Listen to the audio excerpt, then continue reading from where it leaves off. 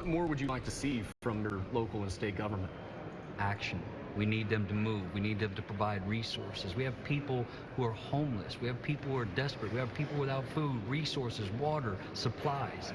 Everything that you can imagine that can be destroyed and swept away in a flood, that's what people need out there. Every possible resource. And it needs to happen today. Well, Texas lawmakers convened today for the first time to address what went wrong in this month's deadly flash flooding. Thanks for joining us. I'm Daniel Marin. Jennifer has the day off. With more than 100 people dead in Kerr County, including young campers and 2 people still missing, 18 state senators and representatives came together to discuss the state's response and preparedness for the floods. KXAN investigator Matt Grant was there and has more on the push for accountability.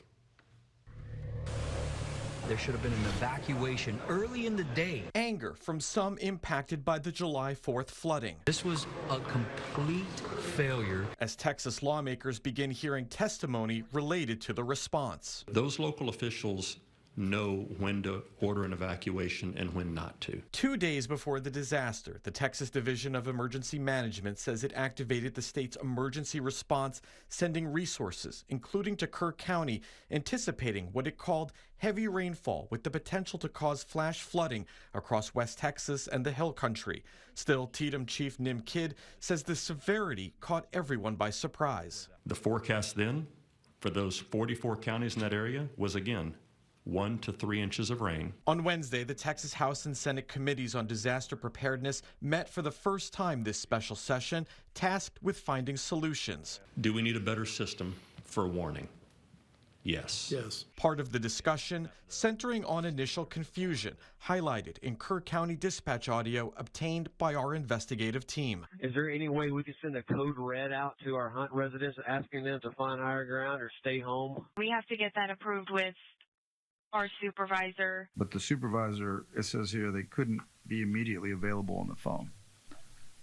Just another example of why we need to get this professionalized. Along with calls for more training and statewide emergency management coordinator standards, lawmakers also brought up failures in communication equipment, like radios used by first responders. Representative Joe Moody co-authored House Bill 13 last regular session, in part to fix problems with interoperability. It failed to pass. We are better than this. We've lost a lot in this, and it could have been better both before, during, and after. And we know that. And that's not a blame game.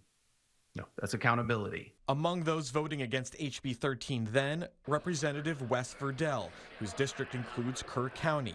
He now sits on this special committee. Sometimes government actually has the problem of overreacting to a situation, so I think it's good to have thorough discussions, and even if it takes a little while for that to happen, I think that not overreacting immediately is a good thing. The Joint Committee will reconvene again next week, where they'll go to Kerrville and hear directly from the residents and officials directly impacted by the July 4th flooding.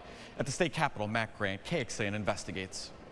And Representative Verdell said flood warning sirens should be on the table, but questioned how effective they would be. He says he wants to establish a disaster relief fund and help homeowners rebuild. By the way, there was no public testimony at today's hearing.